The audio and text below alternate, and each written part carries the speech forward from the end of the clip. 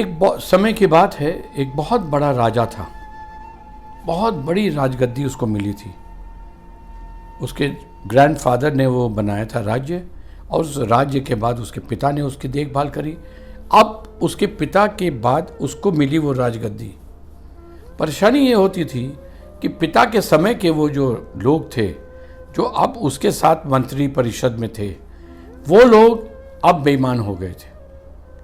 क्योंकि सबको वो पुश्तैनी गद्दी मिल रही थी, तो अब उनको कोई ईमानदारी नहीं रह गई थी, लॉयल्टी नहीं रह गई थी अपने राजा के प्रति, जो आम तौर पे हम देखते हैं। कुछ लोग तो लॉयल्टी मेंटेन करते हैं, कुछ लोग लॉयल्टी मेंटेन नहीं करते हैं। इस राजा के साथ भी वही हुआ, प्रेजेंट राजा के साथ। उसके लोगों ने उसके खिलाफ अंदर ही अंदर घात लगाना शुरू कर दिया था। बगल के राज्य का जो राजा था, उसके साथ इसके बहुत सारे मंत्री अंदर ही अंदर मिल गए थे। और वो मंत्री क्या करते थे, उस राजा से मिलकर उसको बोलते थे कि आप हमारे राज्य पे अटैक करो और इस एरिया को आप काट के ले लो, अपने राज्य में मिला लो, इधर ये कर लो, हमारा राजा कमज़ोर है, और ये काट के निकाल लो, अपने में मिला लो। और ये जो राजा था उनका, ये बहुत दुखी होता था कि मेरे अपने सिपाही, मेरे अपने मंत्री परिषद के लोग ऐसा क्यों कर रहे हैं। क्योंकि उसको सूचना तो थी कि उसी के लोग उसके साथ विश्वासघात कर रहे थे, लेकिन वो इस बात को कैसे कहता, उसको बड़ी परेशानी होती थी। तो एक बार उसने डिसाइड किया कि मैं अब कुछ फाइनल स्टेप लूँगा। तो उसने क्या किया, अपने सारे मंत्री परिषद के लोगों को बुलाया और बोला कि एक काम करते हैं, हम लोग चलते हैं बगल वाले राजा के से मिलने, और जैसा आप लोगों का सुझाव है, हम लोग यहाँ से चलेंगे, उससे मिलेंगे, और एक संधि प्रस्ताव जो आप चाहते हैं हम लोग कर लेते हैं, जिससे कि वो हमारे राज्य पे अटैक करना बंद कर दें। लोगों ने कहा इससे अच्छी बात क्या होगी, हम लोग यही करते हैं। तो राजा ने कहा एक काम करो, हम लोग यहाँ से कल रात पे निकलते हैं, और जितने भी हमारे बूढ़े लोग हैं, जितने भी हमारे बच्चे हैं, जितनी भी हमारी महिलाएं हैं, उनको हम यहाँ छोड़ देते हैं, और जितने यंग हैं और हिम्मती हैं, स्ट्रॉन्ग हैं, हम सब लोग यहाँ से निकलते हैं। और हमारे पास नाव सफिशिएंट है, हम लोग कल रात में यहाँ से निकलेंगे, अगली सुबह हम लोग बगल वाले राज्य के किनारे पहुँच जाएंगे, और वहाँ पे हम लोग उतर के फिर जब दिन निकल आएगा तो हम लोग राजा से मिलने जाएंगे। सबने कहा बिल्कुल ठीक।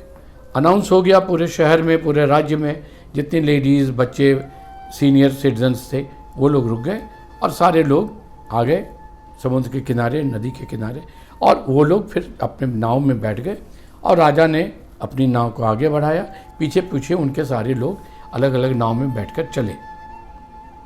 अगले राज्य के पास पहुंच गए वो लोग सुबह सुबह ही, बहुत सुबह।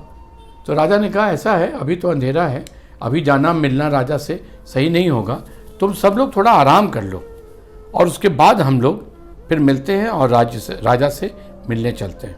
लोगों ने कहा ठीक है, वैसा ही करते हैं, हम लोग जाते हैं, थोड़ा आराम भी कर लेते हैं। सब लोग चले गए आराम करने। थोड़ी देर आराम करने के बाद उनको बहुत गर्मी लगने लगी, तो उन्होंने उठ के देखा क्या हो गया। तो देखा कि उनके जो नाव थे, नाव में आग लग गया था, सारे नाव धू धू करके जल रहे थे। तो वो लोग घबरा के उठे और नाव की तरफ भागे। अरे ये नाव किसने जला दिया। उन्होंने सोचा कि जिस राज्य से हम लोग मिलने आए हैं राजा से, उसी राजा को खबर मिल गई होगी और उसने हमारे नाव में आग लगा दी होगी। जब वो नाव के पास पहुँचे तो उन्होंने देखा उन्हीं का राजा मशाल लेकर आ रहा था उनकी ओर। तो इन लोगों ने कहा राजा, ये हमारे नाव में आग लग गई, आपने देखा। बोले मैंने ही तो लगाया है, मैंने ही तो हमारे नाव में आग लगा दिया। क्योंकि होता क्या है कि तुम लोग लड़ने के लिए जब मैं बोलता हूं तो लड़ते नहीं हो। अब हमारे पास कोई विकल्प ही नहीं है, अब या तो लड़ो या मरो। क्योंकि अब सारे नाव जल गए, अब हम लोग एकजुट होकर इस राज्य के राजा से लड़ेंगे या मरेंगे, इसलिए मैंने सारे नाव जला दिए। तो कई बार जीवन में जब तक हमारे पास ऑप्शन होता है, हम पलट के देखते रहते हैं, अच्छा ये काम हम कर रहे हैं, इसमें नहीं सक्सेस होंगे, हम दूसरे काम को कर लेंगे, दूसरे काम में सक्सेस नहीं होंगे तो तीसरे को कर लेंगे।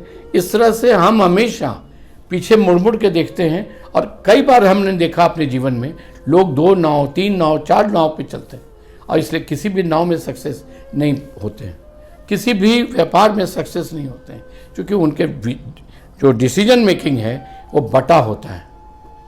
तो ये चीज़ बहुत ज़रूरी है समझना कि जो भी करें 100% करें और पूरे मतलब विश्वास के साथ करें कि इसमें हम सक्सेसफुल होंगे ही। आप जब ये विश्वास लगा लेंगे कि हम जो करेंगे उसमें हम सक्सेस होंगे ही, तो आप देखेंगे आपके साथ पूरी सृष्टि मिलके आपको सक्सेस कराएगी। लेकिन जब तक आप विचार में रखेंगे अच्छा ये नहीं होगा तो वो नहीं होगा तो वो, तब तक आप देखेंगे आप ढुलमुल इसी तरह करते रहेंगे। इसलिए मेरा सुझाव है आपके लिए, जो भी करें 100% करें, आधा आधा नहीं करें, ठीक है ना। एक चीज़ अच्छे से पहले इस्टेब्लिश हो जाए, फिर दूसरी चीज़ पे हाथ लगाएं। आपने मेरी कहानी को सुन के इशारा को समझ लिया होगा और 100 में 100 अपना पूरा दें और आप देखें आप ग्रैंड सक्सेस होंगे लाइफ में।